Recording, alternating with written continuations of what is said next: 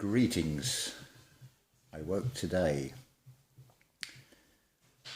with a word in my mind, and that word was examine. It's an interesting word. I think we're going to be invaded by the dogs. I've just come back from their walk. Anyway, the word examine. I'll come on to about the dogs in a minute as this video progresses, because that in itself is very revealing. So examine, energy, crossed. Am, in, energy is one way of reading it. The energy is crossed because can you see am and in examine? Can you also see examine? Because that's where it all starts, within. Let's give you a little analogy here. The labels, the Baal, L, the all be, depending on how you want to arrange those glyphs and what word you wish to spell, of course. So, the devil, Satan, Lucifer. In Hebrew, it is known as the adversary, the questioner. In Greek, it is the accuser.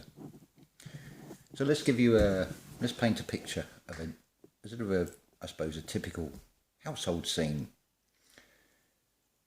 One has gone out to get the week's groceries and comes back with bags.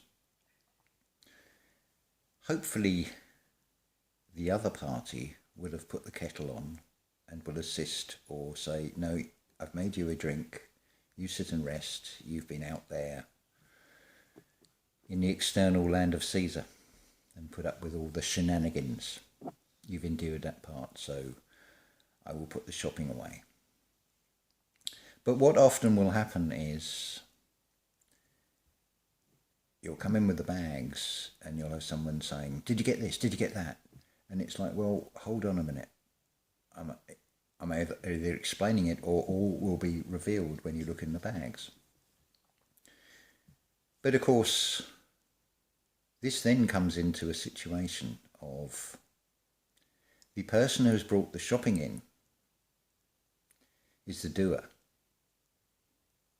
The other person becomes the accuser. From the perspective of one, the other is the devil, the accuser, the questioner, the adversary, because you're adding verse. Did you get this? Did you get that? And so on.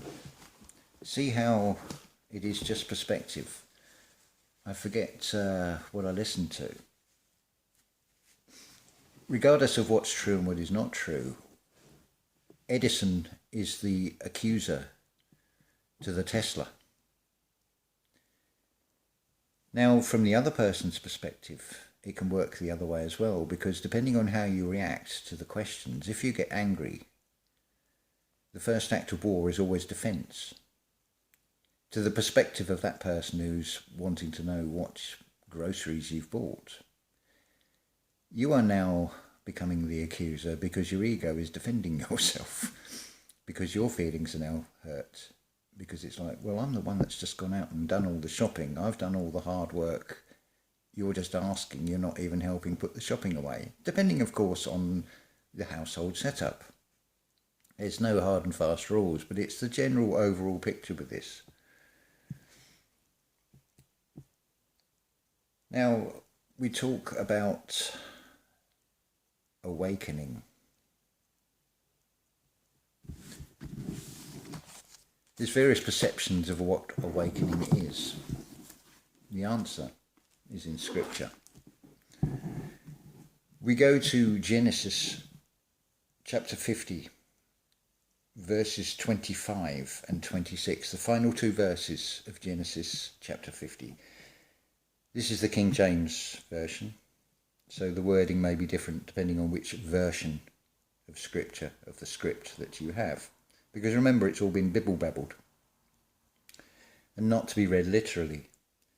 So it says, verse 25, and Joseph took an oath of the children of Israel, saying, God will surely visit you, and ye shall carry up my bones from hence. So Joseph died, being 110 years old, and they embalmed him, and he was put in a coffin in Egypt.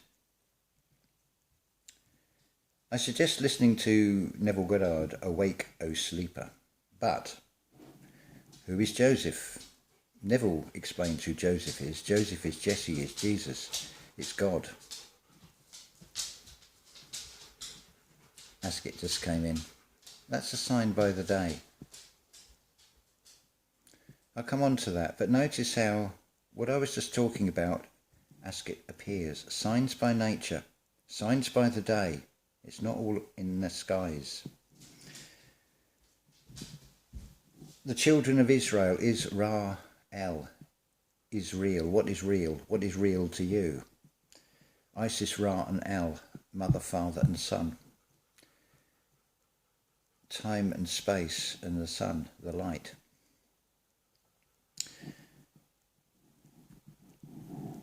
So we go into verse 26. So Joseph died being 110 years old. Well, that's the two ones. The union, it's the conscious and the subconscious, the union back again. Joseph is the creator. It dies. The creator, it's an act of mercy. Creation is an act of mercy. The creator is within you. You are a personified experience of the creator, which is in everything. So when we turn to the next book, we turn to Exodus. That's where most of us actually are, the Exodus,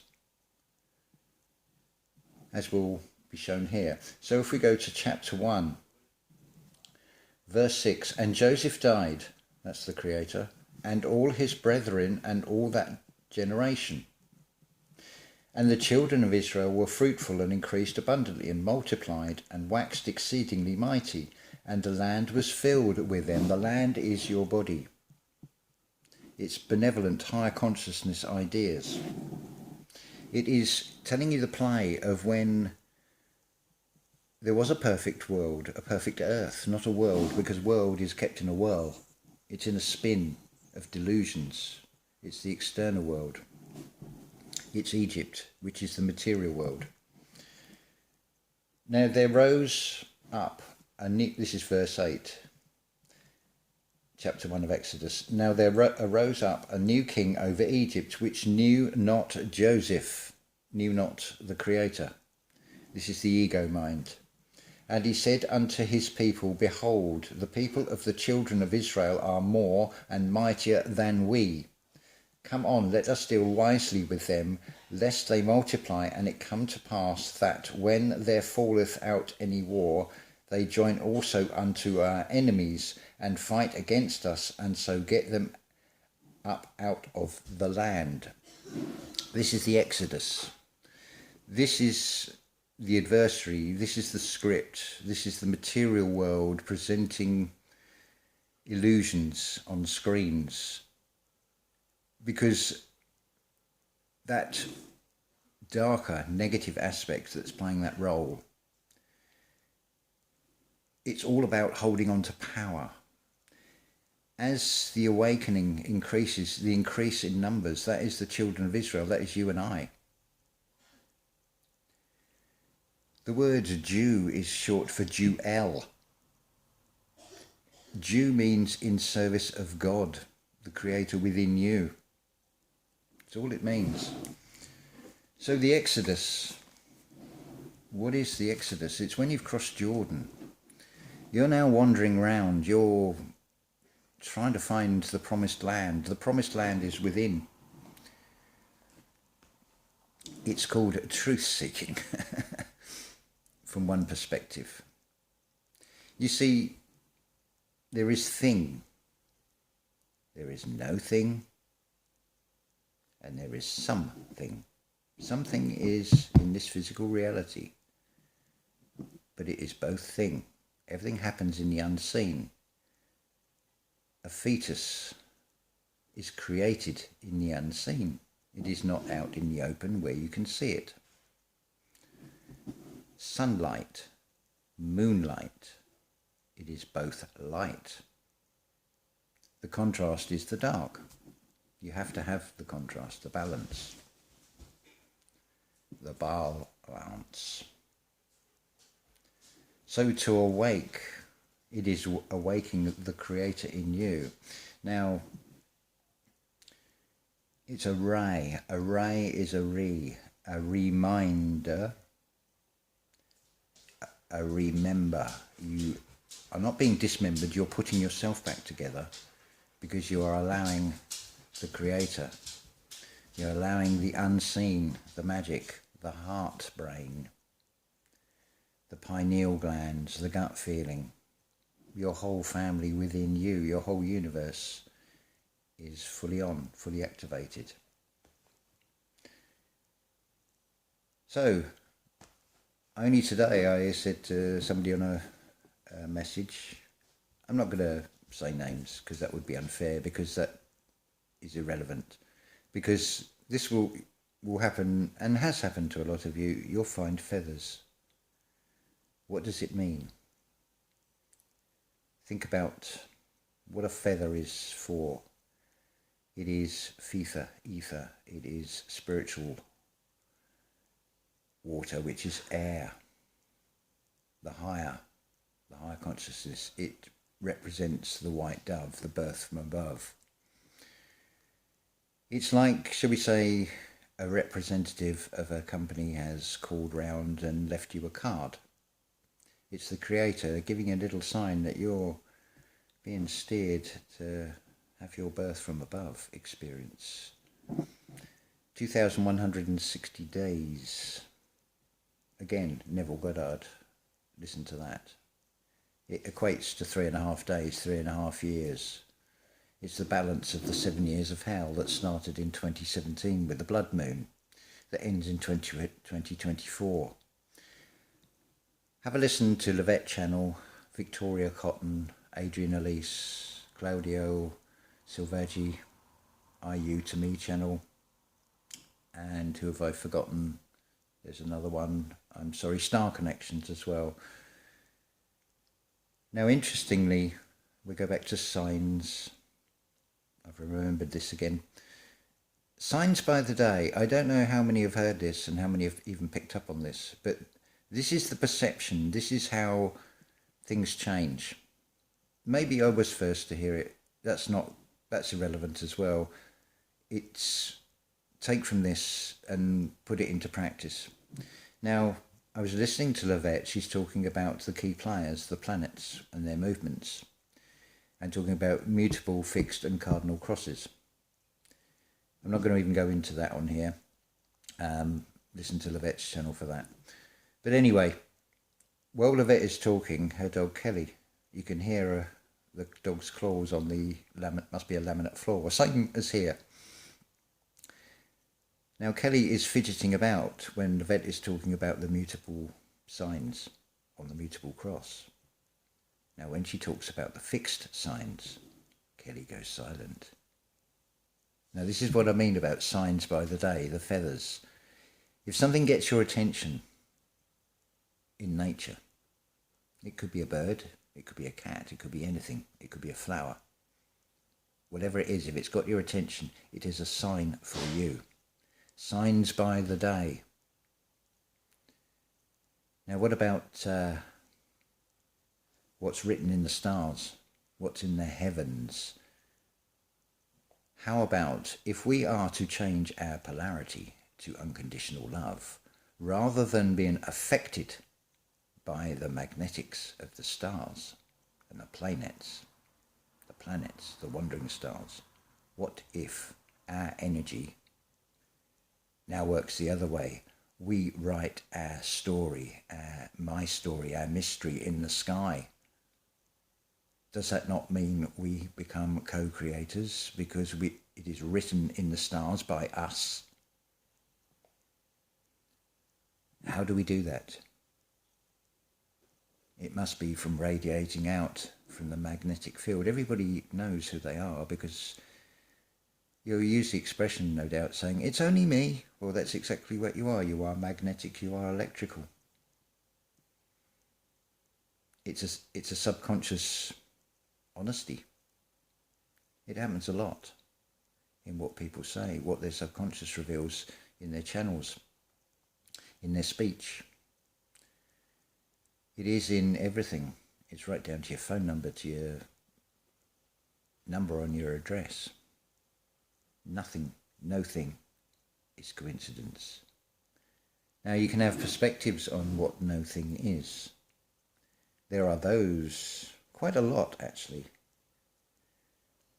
that have manifested something into reality because they have followed a media script, a false medium script, and they believe in illusions. They believe in something as being real when it is unseen. Perfect play out of how imagination creates reality, because if you feel from something, from a script that you have been given, i.e. from the media, and you believe that, you help create that into this reality. It's ironic that you have so many perspectives. You'll have those of whatever religious belief that have a belief in something unseen. The opposite dynamic of that is those that would be atheist and say it is not real, it is in the unseen, it's not proven, therefore it does not exist. But do they apply that to the external world and the media scripts, I wonder? Because the magic is in the unseen. It is only unseen because we only have 5 senses to work with to detect it.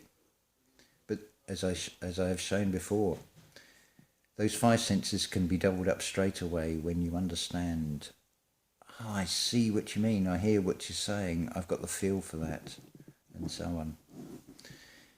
It is all revealed. It is not something to be reviled. It is to shine a ray. It is to lift a veil of this eye. It is to allow those feathers to multiply, and that those children of Israel to awaken, O sleeper, within you. This is all a bad dream. But it's an experience, but it doesn't have to be a bad dream when you are a co-creator. It can be turned into something wonderful, wonderful. Say Saturn, turn it into something. Isn't it funny how Saturn is depicted as a sort of circle with a slanted, supposed to be a ring, and the Earth is said to have an axis tilt. But everything is a twist in this reality. Everything is slightly obscured. So death is just a doorway. So do you want to be rescued? Because that could be your ticket out. Whether it is to come back in again, possibly in another time period, but with a seamless joining, because you'll come back to whatever lessons that are most needed for your spirit. You could find yourself, for example, as a slave in Egypt. You could find yourself many years from now, depends what lessons you've still got to go through. It will seem like you have childhood memories, but can you be 100% sure they are actually yours? Or is a life a file and a program within a matrix, within a firmament, a sound mind? It is a dream. We are characters in that dream. The ego, the deceiver, will believe this is real and try and convince you this is real. This is just illusion. This is all frequency. It changes everything. There is no fear except the fear which you create in your own mind, depending on what you believe in to be real and what you feel and what you create as real. I could talk about many things. The truth seeking, the lie exposing, but then I'm picking a side. It's also a huge rabbit hole that is stopping you from taking that next step of going within, because it's very luring. But has anybody got to the bottom of the mud floods? Because you're just going deeper. You are sinking deeper and deeper. There's your flood. There's your mud flood. It's in the mind. It is being played out in your mind when you are looking for it. To know everything is to know nothing. It is shown to you with the internet. It's not stored in the memory on the phones or the computers. It goes up to the cloud. You access it when you need it. The same thing spiritually. You do not need to know every minute detail between the, say, the similarities of the Kennedy and the Lincoln assassination, the 100 what are the chances things. You don't need to know all that, because your inner knowing will just access when you still the mind and still the body. Allow the magic to happen. Those downloads, those spiritual downloads, those visions, those images will give you the information as and when you need it. How did this video all start? From the word examine. So the exam, mine the mind. Keep that runway clear. It will just flow. Go with the flow. Just observe all the signs by the day in nature that are given to you. They are there to help you. Or you can go with the fear. There's your free will. Entirely up to you which way you could do this. So, yes, the Jordan, your dam. It's been shown to you with the Suez, the sewer canal, the evergreen. It's not nature, is it? It's metal, it's man-made creation. It's not natural evergreen. It's the blocking of the flow, blocking of the fallopian tubes, as Victoria Cotton has shown as well. Another channel worth watching. Actually, I'm going to start making a playlist with latest videos and put the absolute diamonds out there. It's not about truth seeking, it's not about fear porn, it's not about fear of anything, it's just showing you. Nobody can teach you anything, you already know, you just don't need to unlock it. Only you can do that. But hopefully this is one of many channels that will guide you. So, controlled opposition is the final part I want to talk about. What is controlled opposition? Forgive them, for they know not what they do. That is every one of you on that truth-seeking route. Whether you are being paid by a perceived evil and deliberately misleading, or whether you are just following a trial from source. Everything comes from source, but your source is an internet source. It's not a natural source. It is not a direct communication with your higher self, is it? Alluring and charming, and also alarming actually, though it is. And I was guilty of it. Just look at my older videos. I talked about Tataria, mud floods and everything else.